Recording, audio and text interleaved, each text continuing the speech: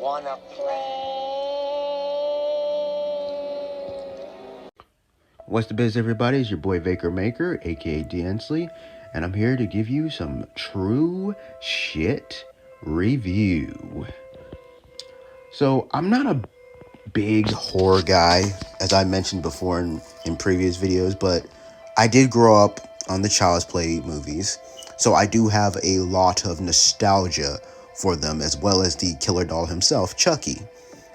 2023 not only marks the 25th anniversary of the fourth Child's Play movie, Bride of Chucky, it also marks the 35th anniversary of the very first movie. And the year is close to being over. I felt that now is the right time to come out with a review, celebrating the film that started it all for the Chucky / Child's Play franchise. And don't worry, this video will be the first of many TS reviews for Chucky. That's right, I plan on covering movies 1 through 7. I even plan on reviewing the Chucky TV series as well. And once I've done all of that, I might even do a video talking about the 2019 remake as well. So, when the first movie came out, I wasn't even conceived yet. I was born in 1993, so by that time, the series had already pumped out 2 sequels, Child's Play 2 and 3. My exposure to Chucky was actually Bride of Chucky. It was only after watching Seed of Chucky that I watched the first 3 films. Even then, I actually had watched Child's Play 3 before watching Child's Play 2, then finally 1. The reason for this was because on TV, the showtimes for the first Child's Play movie was rare, and you'd often see more reruns for Child's Play 2 and 3 than you would for the first one. Also, those of you who are subscribed to Peacock might notice that the streaming app has all of the Child's Play films except the 1988 film and its 2019 remake.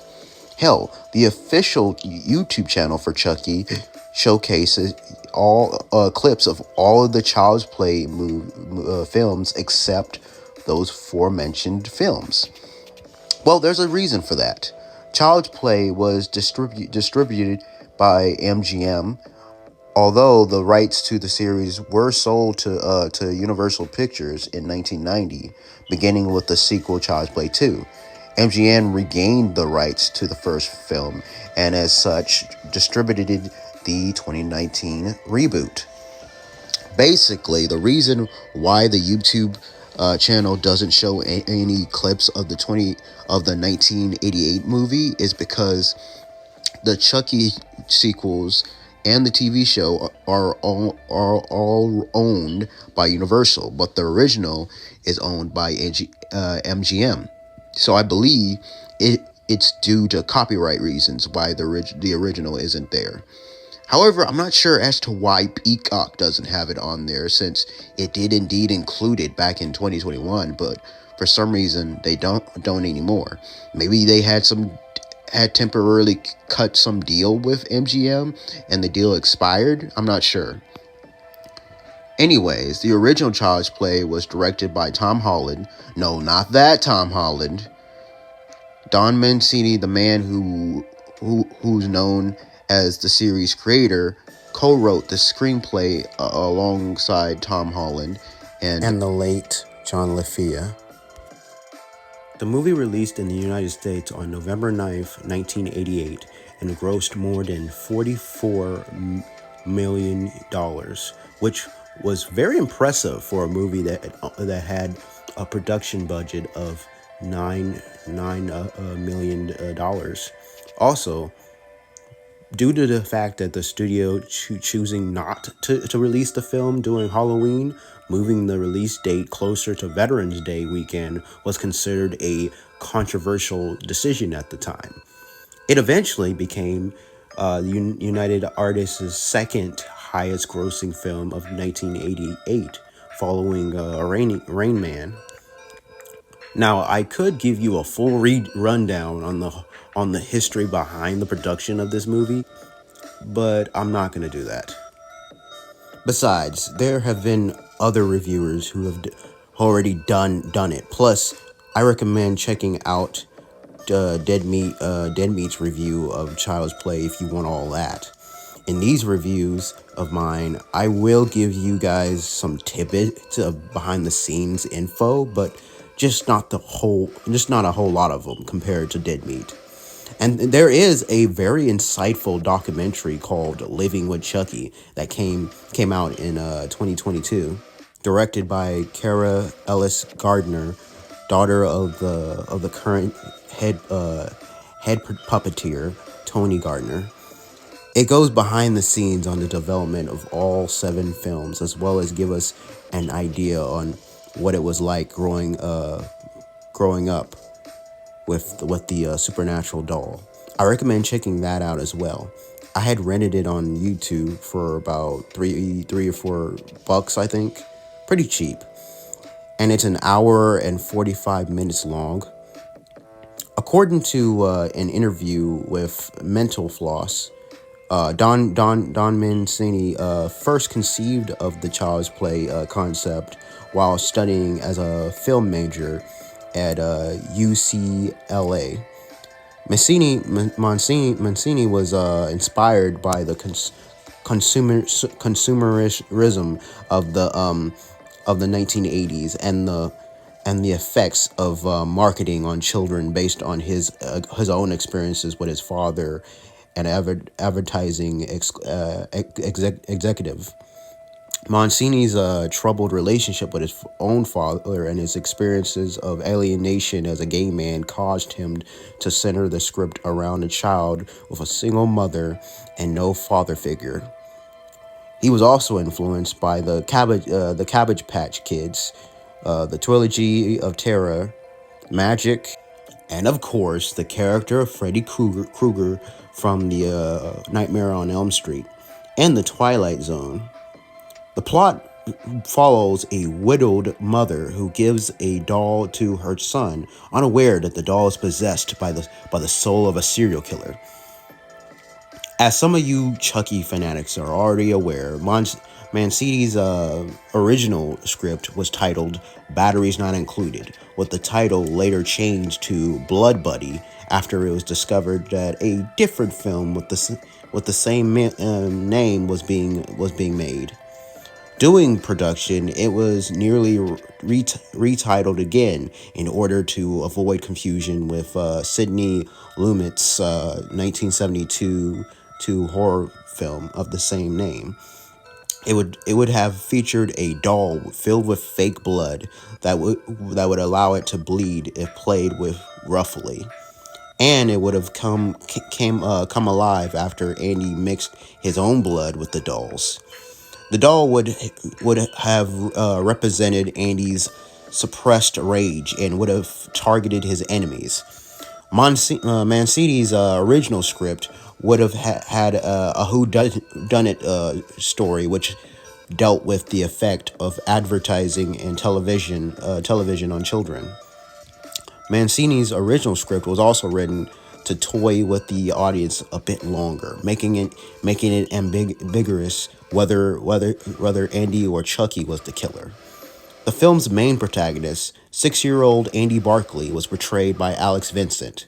During audition, he competed against hundreds of boys, which was then narrowed down to Vincent and 2 other kids his age.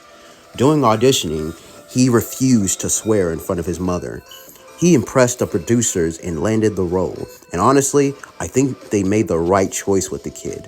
I really gotta applaud the kid for his performance. He made everything he said believable. He made every scene he was in felt real.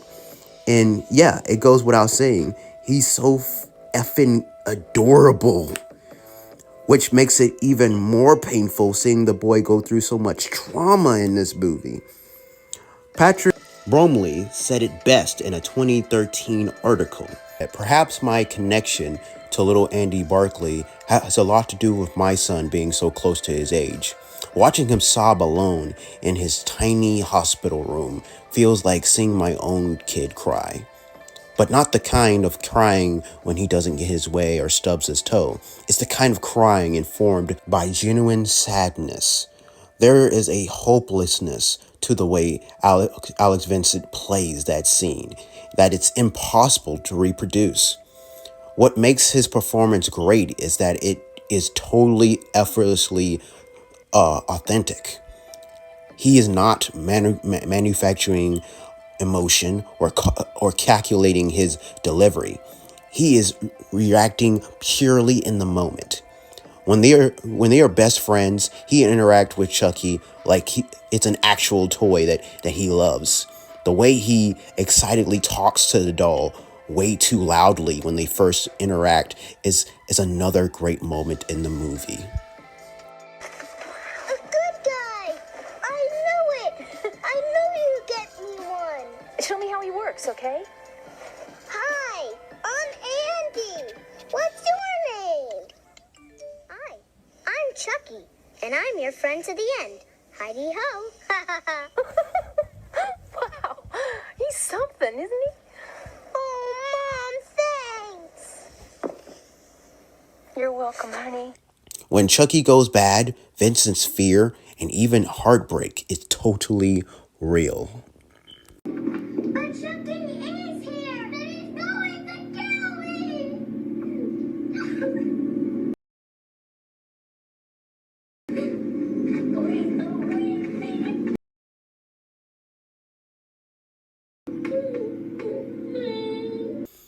I don't think it's an exaggeration to say that if it wasn't for Vincent's performance here, the movie wouldn't have worked as well as it did.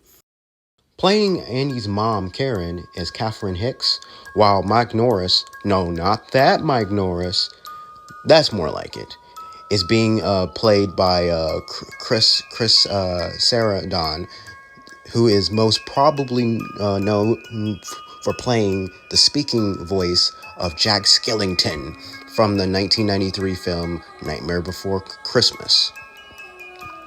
The movie does a really good job making you sympathize with both Karen and Andy.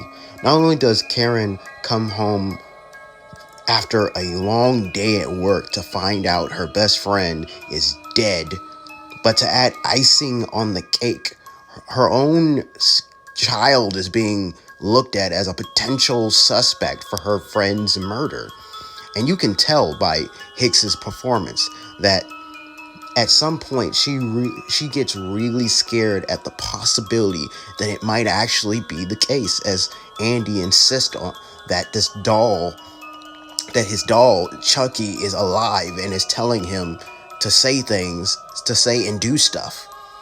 Then to watch her baby boy supposedly go hysterical in front of her, the cop, and the doctor at the psychiatric hospital, just to get his doll to talk and fess up to the crimes Andy's being accused of. It's really a tough scene to watch, and to think this all started just because it was his sixth birthday and the mom wanted to make her son happy with a good guy doll, which unfortunately was really a monster in disguise. The scene of her going home with the doll is perhaps one of, if not the most iconic scene in not just this movie, but the entire Child's Play franchise. The moment she discovers that the doll has been moving and speaking without batteries, the scene gets suspenseful as this happens.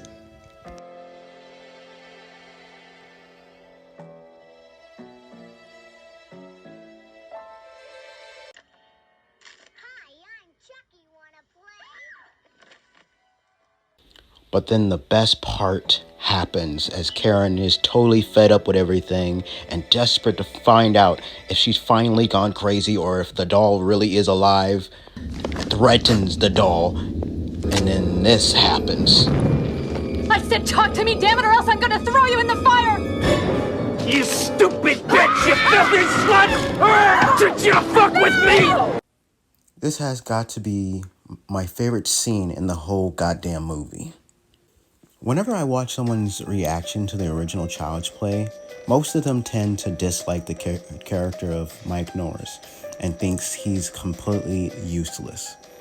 While I do somewhat understand the frustration with this character, I do need to be fair and point out some things out.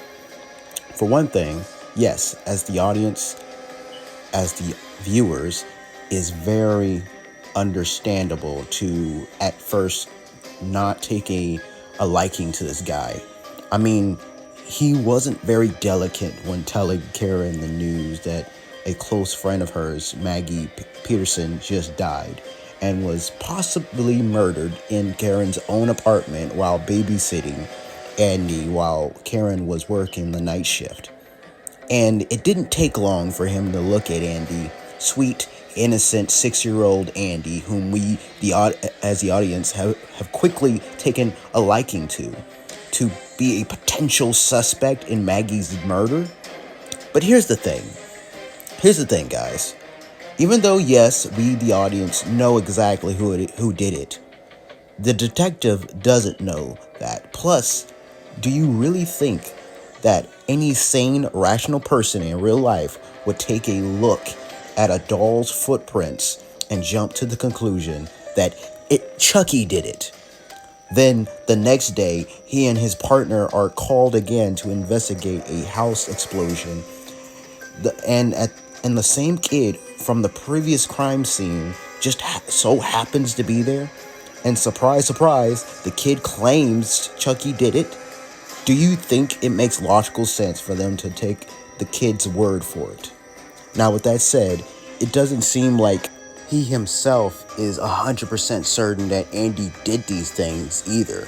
But going off of the evidence here, it doesn't look too good for our boy Andy. And while a lot of us don't like to admit it, or just really don't like talking about it, there have been real life cases of kids around Andy's age that have indeed committed gruesome murders. Of course, we, the audience, are able to connect the dots that these murders are connected to the deceased serial killer, Charles Lee Ray. But that's because we saw the dude perform voodoo on a doll, which in Eddie's line of work seems completely ridiculous and sounded like something that came straight out of a movie, which he's unknowably a part of. But hey, that's why, to me, it's understandable for him to find it extremely difficult to believe anything coming from Karen after she claims the doll came alive and attacked her once she got home. From his point of view, this is all coming from a hysterical woman desperate to say anything to protect her son, which he, along with anyone with a heart, can definitely sympathize with. Even with the realization of a doll coming from the burnt down toy store where Charlie Ray was killed, I still don't blame him for not jumping to the conclusion that we're dealing with a supernatural possessed doll.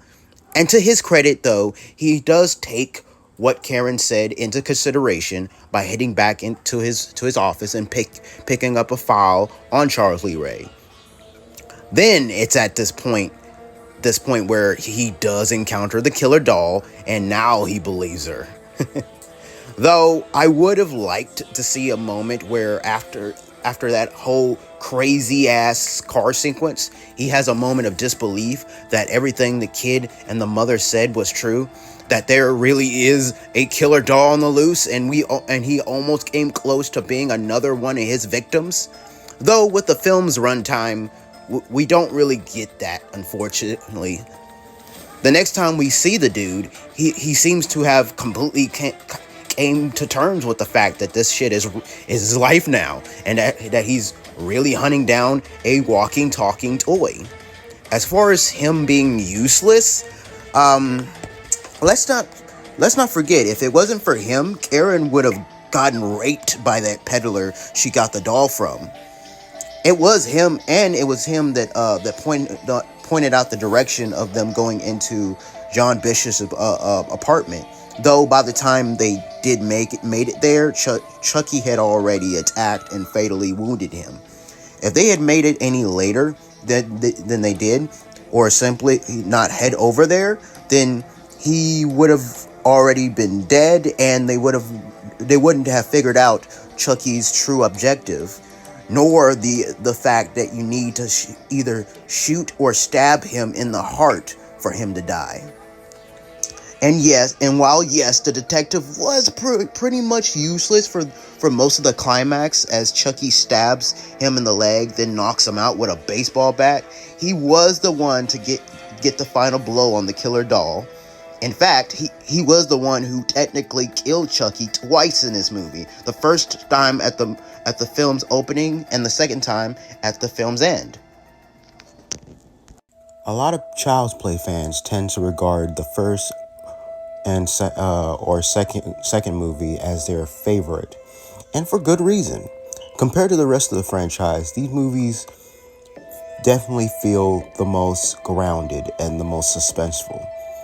One thing I will say about this movie in particular is that it does kind of take itself too seriously and plays like a straight up horror flick, as opposed to the sequels, which allows them to have fun with the whole concept of a slasher being a supernatural possessed doll. Embrace the wackiness. So much so that there are times in the first movie when a scene becomes unintentionally funny or goofy when it's trying to be a serious cop thriller flick. Good night, asshole. Plus, we get to see Chucky showcase more of his personality in the sequels. In this movie, he barely shouts any of his trademark one-liners or his iconic cackle. Still, it does give birth to one of the most iconic slashers in pop culture. Apparently, the movie was going to be 2 hours long, but after receiving negative reviews from a test screening, the producers decided to cut the movie down, as well as cut 25 minutes of the film to reduce the amount of time Chucky was on screen. Something that David Kushner had advocated for doing production to build suspense in a similar fashion to Jaws or Alien, constantly teasing us with the reveal of the monster behind the doll. Up until this scene with Karen, we never actually see Chucky himself commit any of these murders, as if the movie is playing with Mancini's original concept of whether it's Chucky or Andy who is the killer. Though there are plenty of scenes like the opening that kind of already spells that it's the doll. I mean, we basically see Charles Lee Ray performing a voodoo chant to transfer his soul into one of the good guy brand talking dolls. Then the store is struck by lightning and explodes afterwards. Still, the movie kind of plays like a crime drama / murder mystery. Compared to the sequels, the kills in this movie are very tamed. The most memorable deaths being Andy's babysitter, Maggie Peterson's, and of course, Chucky's at the end of the movie.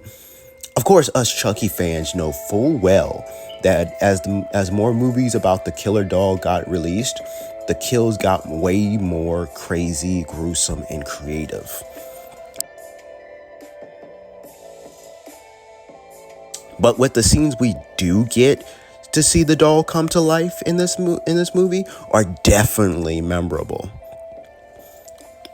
While the movie doesn't really give us time for Chucky to flesh out his character or even showcase his personality much, it does plant the seeds for a lot of his character traits.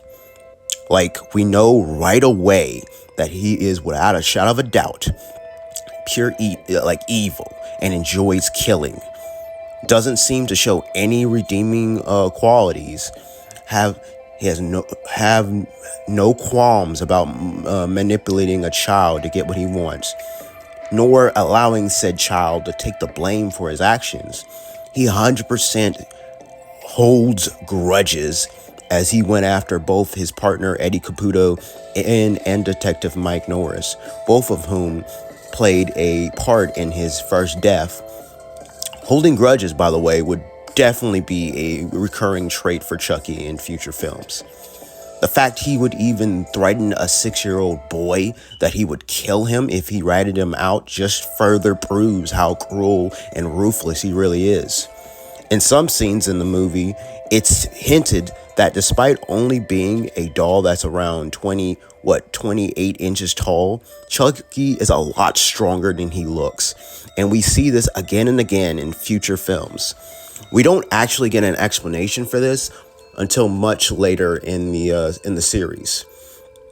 And of course, the one thing that has stayed with Chucky throughout all of his film appearances is that the doll has a potty mouth.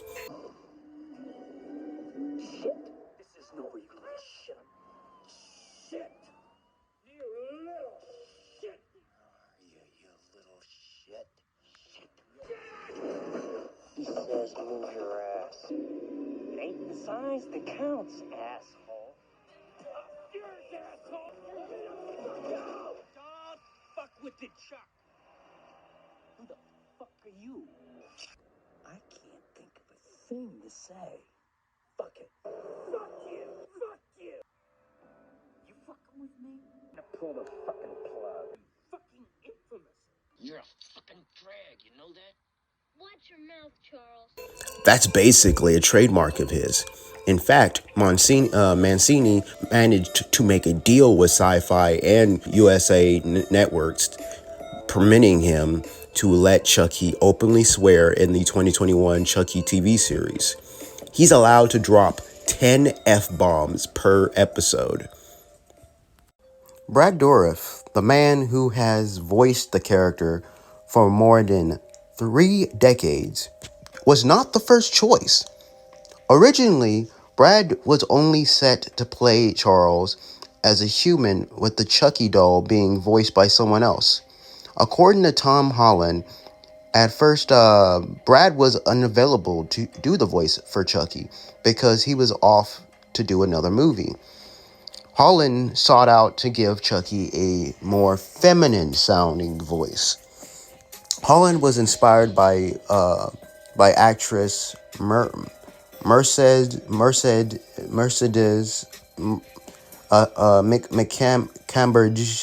Bridges' terrifying voice work in The Exorcist.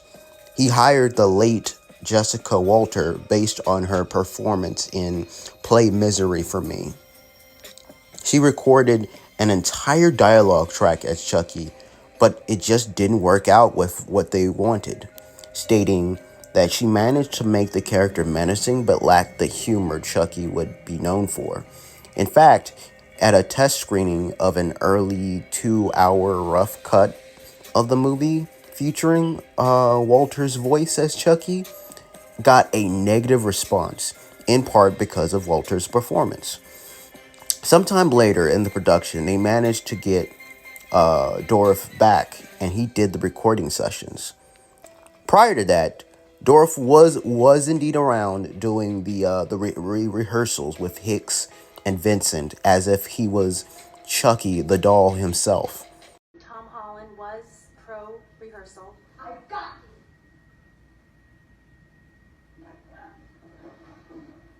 You stupid bitch! You filthy slut! You think you can fuck with me? But the rehearsal went great because I was acting out Chucky as the doll. I said, talk to me, damn it, or else I'm gonna throw you in the fire! You stupid bitch! You filthy slut! Did you fuck with me? He would be the doll. He was Chucky. Andy Stopper, I'm your friend to the end, remember? this is the end, friend. Andy, no, please. We're friends to the end, remember? This is the end, friend. Despite this being a movie from the late 80s, and yes, while there are scenes that some of the visuals have become dated, I gotta applaud the various animatronics and the cosmetics that were used for bringing the Chucky doll to life, along with the actors' performances. Without the work the puppeteers did for the doll, this movie would have fallen apart and not aged well at all. One of the fun things about rewatching these Child's Play movies is seeing the evolution of the puppetry behind Chucky's movements and facial expression over 30 plus years.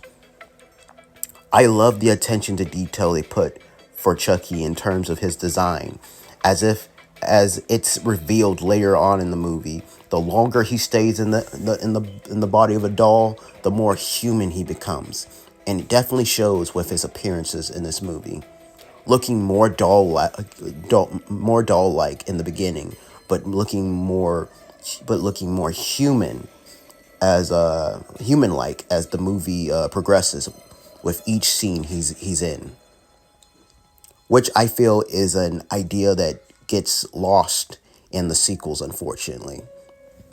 Another thing I love about this movie is the stunt work, like the explosion of the Toy Story, Eddie Caputo's house, and the explosion of Eddie Caputo's house, and the entire car sequence between Chucky and Mike. And of course, the climax of the movie, seeing how hard it is to kill this doll for good. You can burn him to a crisp, rip him to pieces, but he will not give up until you shoot him in the heart. And his last scene as he dies is truly haunting.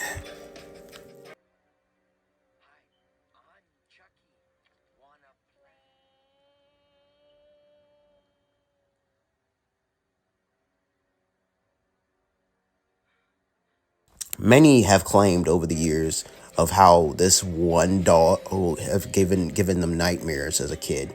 And honestly, I don't blame them. I know compared to other slashers, it's hard to take Chucky seriously, since from a surface level, he appears to be just a foul-mouthed doll. But as this movie, as well as these sequels will show you, he's still not someone you should underestimate. While he lacks in size, he more than makes up for it, being fast, cunning, extremely sneaky, as a majority of his kills relies on him to catch his victims off guard or defenseless. And as I mentioned before, he has the strength of a full-grown human man. Under the right circumstances, Chucky is the stuff of nightmares, despite having the appearance of a children's play toy. As good as this movie is, it still doesn't fully show the full potential of Chucky as the horror icon he eventually becomes. Join me for next time as I review the first of many sequels that this franchise gets, and what many regards as the best, Child's Play 2. So hope you guys enjoyed this review. Comment below what you guys think of it. I like to hear some feedback on it. I hope you guys enjoyed it. This was a lot to putting together. This whole review was a lot to be putting together. Like I said, this was my first attempt at reviewing like a Child's Play movie. And like I said, the next one will be interesting. Hope you guys enjoyed it. Comment below what you guys think of the movie itself. Is this your favorite Child's Play movie or whatever? Like, comment below your favorite moment, your favorite who's your favorite character, and blah blah blah. All that stuff. And but yeah, if you enjoyed this video, hit that like button, subscribe for more videos like these, and most importantly, hit the notification bell to be notified whenever I do post these videos. Now, with that said, stay beast.